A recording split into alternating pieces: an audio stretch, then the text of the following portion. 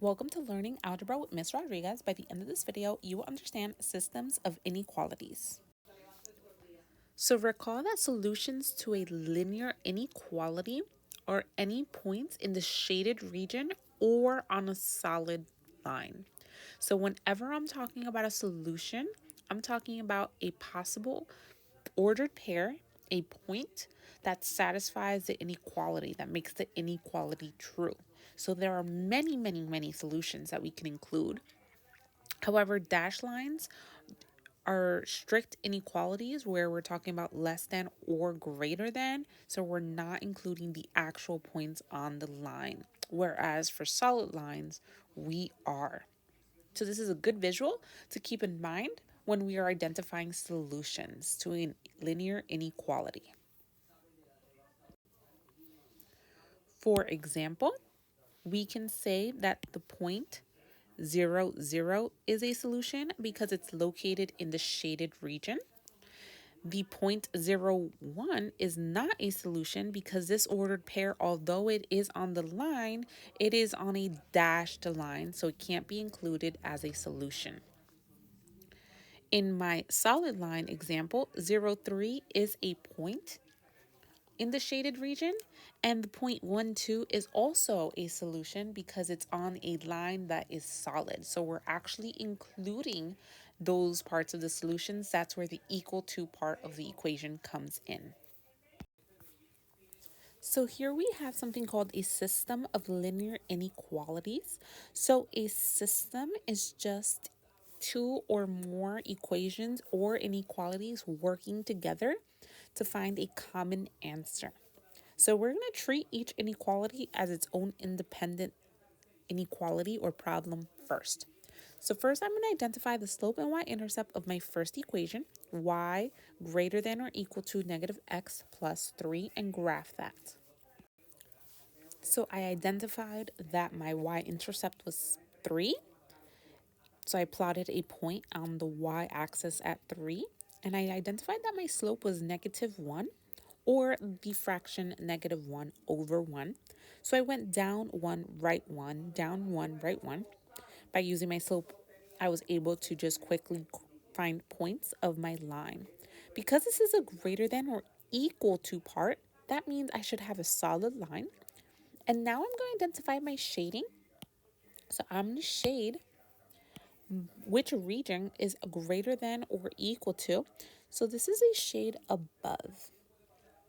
So this means that any point in this yellow shaded region is a solution to my linear inequality. So if I wanted to choose a solution for this linear inequality, I can choose the point 3, 4 because it is in the shaded region. I can also choose the point 4, 2. It's also in the shaded region. I can also choose any point that's actually on the line, like 2, 1.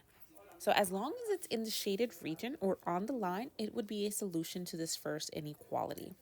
But now because I have a system, I'm going to graph this second inequality on the same grid so I can see what is going to be common to both inequalities. So my second inequality is this dashed line. My y-intercept was negative 1 and my slope was 3. So I was able to count up 3 and over 1. And now I'm going to kind of just ignore this other one, and I need to say what section I'm going to shade my second graph. So I have y is less than, so that means I'm going to shade below. So I'm going to include all of this area that is below.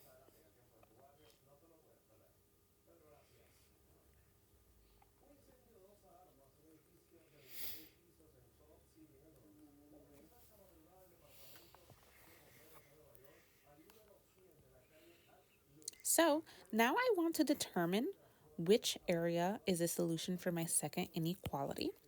So any point in the blue region would be considered a solution to that second inequality.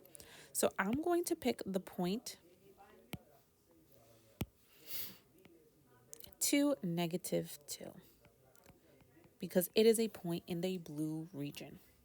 Now, because I graphed my first solution without graphing my second solution, I noticed that my solution to my first inequality, 3, 4, is actually in a interesting location because it is in a location that is blue and yellow. So this solution is actually a solution for both inequalities because it is common to both regions.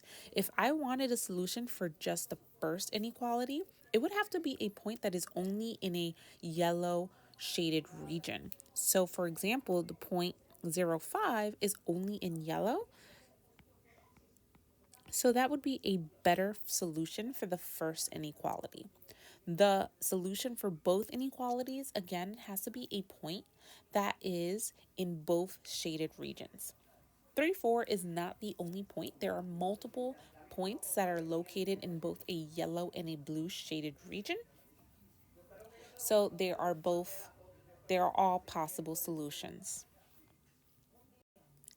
Thank you for watching. If you found this helpful, don't forget to like, subscribe, and share with fellow educators or students.